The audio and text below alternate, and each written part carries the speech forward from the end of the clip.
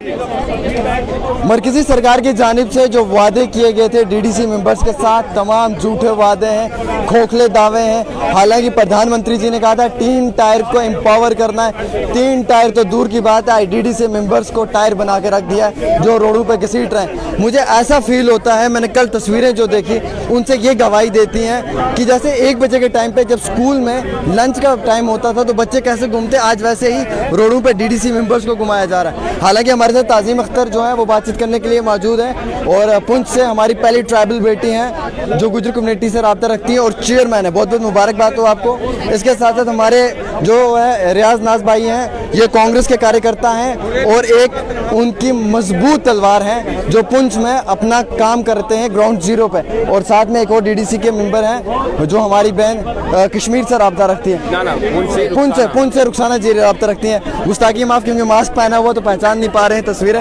ताज़ीम जी, पहला सवाल आपसे है, आप लोगों को क्या एम्पावर किया प्रधानमंत्री जी ने? क्या लगता है कि एम्पावर का वक्त आ चुका है या फिर एम्पावर ये किया जा रहा है जो रोडों पे आप आज घूम रहे हो? देखो, इन्होंने तो हमें एम्पावर नहीं किया, लेकिन जब तक ये एम्पावर हमें नहीं करते तब तक हमें यहाँ से हटने वाले नहीं हैं।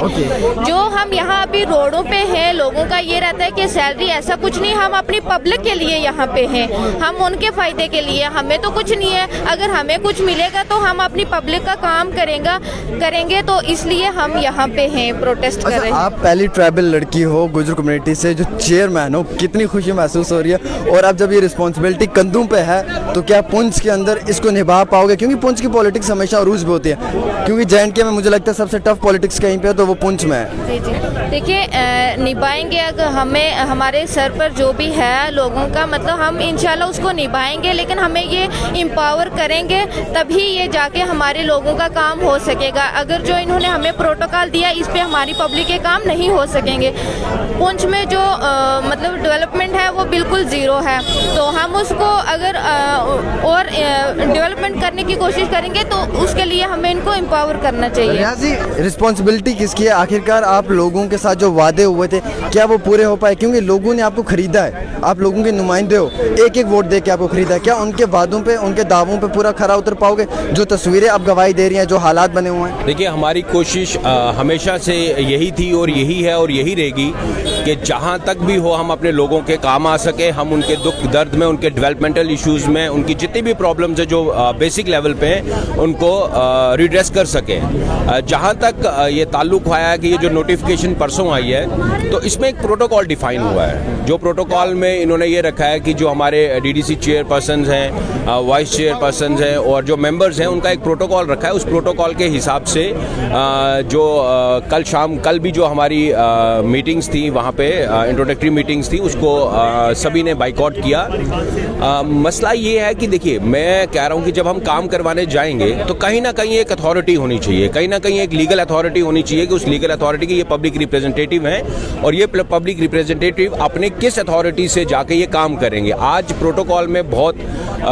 जहाँ पे इन्होंने रखा है वो वादों के मुताबिक नहीं है, वो उन चीज़ों के मुताबिक नहीं है जो इलेक्शंस हेल्ड करने से पहले कहा गया था और किया गया था। तो उसी को लेके जितने भी जम्मू कश्मीर के डीडीसी मेंबर्स हैं, बेसिक जो क्वालिफिकेशन है वो मेंबर्स की है, उसके बाद ही उनमें से चुन के वाइस चेयरपर्सन और चेयरपर्सन आते हैं। तो ये जो लड़ाई है ये सैलरी की नहीं है, ये इसलिए नहीं है कि 15,000 का ऑनरेरियम है और वो ऑनरेरियम हमारे लिए कम है। हम सब का ये यूनोनिमसली एक फैसला है कि हम में से कोई भी अपनी पे जो है वो नहीं लेगा और वो सारी की सारी पे हर महीने इकट्ठी होके गवर्नमेंट के लेफ्टिनेंट गवर्नर के जो अकाउंट में जाए और वो वहीं से डेवलपमेंट के लिए उसको यूटिलाइज किया जाए। लेकिन मामला ये है कि कल जब हम बोर्ड मीटिंग में बैठेंगे या कल हम जब अपने ऑफिसर्स के पास अपना काम करवाने जाएंगे, जब तक हमारे पास कोई अथॉरिटी नहीं होगी तब तक वो हमारा काम क्यों करेंगे? नजरअंदाज किया जाएगा। नजरअंदाज कर चुके हैं, लेकिन ये ऐसा नजरअंदाज नहीं करना चाहिए। जब ये एक नया concept government of India Jammu Kashmir में लेके आई है 370 के बाद, तो इस कंसेप्ट को उनको इतना एम्पावर करना चाहिए, ट्रस्ट करना चाहिए कि ये लोग जो नए चुन के आए हैं ये लोगों की खिदमत करेंगे, उनका काम करेंगे। रुखसाना जी, आप भी पुंछ से ताल्लुक़ रखते हैं और आप भी डीडीसी के मेंबर हैं, क्या कहना है आपका कि जो आपने वादे लोगों के साथ इलेक्शन से पहले किए किए थे, क्या अब इलेक्शन जीतने के बाद वो पूरे हो पा रहे हैं, या फिर जो गवर्नमेंट की तरफ से इकदाम लिए गए हैं उनको अगर देखा जाए तो आप लोगों की खिदमत बिल्कुल नहीं कर पा रहे हैं? फिलहाल तो हम अपने लिए लड़ रहे हैं। यहाँ पे देखो, अभी हम यही प्रोटोकॉल लेके हम लोगों के पास क्या मुंह लेके जाएं। और मैंने कल देखा मीडिया पे लोग बोल रहे हैं ये तो अपने पे के लिए रो रहे हैं, ये अपने पैसों के लिए रो रहे हैं। मैं क्लियर कर दूं, हमें अपने पैसों के लिए, हमें 15,000 में कुछ नहीं होने वाला। हम आपके लिए लड़ रहे हैं, आपके लिए। अगर हमें ये प्रोटोकॉल रहा, हम लोगों की कोई मदद नहीं कर पाएंगे। हमें ऐसे ऐसे मैसेजेस आ रहे हैं कि 15,000 इनकी पे, लोग सोच रहे पता नहीं अपने फायदे के लिए हम लड़ रहे हैं। ऐसा कुछ नहीं है। ये प्रोटोकॉल जो सेट किया है इसमें हम कुछ नहीं कर सकते। अच्छा, मुझे आखिरी सवाल मेरा आवाम के लिए, जनता के लिए जो मुझे जम्मू कश्मीर से देख रही है, और उम्मीद रखता हूँ कि ऑडियंस हमेशा हर फैसले पे जवाब जरूर देते हैं। एक आखिरी सवाल है रुखसाना जी, मुझे एक ही जवाब चाहिए। क्या जो बेटियों का वादा किया जा रहा था कि बेटियों को एम्पावर किया जाएगा ग्राउंड जीरो पे, जो एनर्जी यूटिलाइज करके लोगों के काम किए जाएंगे, वो देखने को मिल रहा है? अभी कुछ नहीं मिल रहा हमें, अभी ऐसा कुछ नहीं है, कुछ नहीं। अभी आप ही लोग दर दर की ठोकरें खा। अभी देखो हम ही ठोकरे खा रहे हैं। हम अपने लिए लड़ेंगे, लोगों के लिए काम करेंगे। चलिए, बहुत शुक्रिया मेरे साथ बातचीत करने के लिए।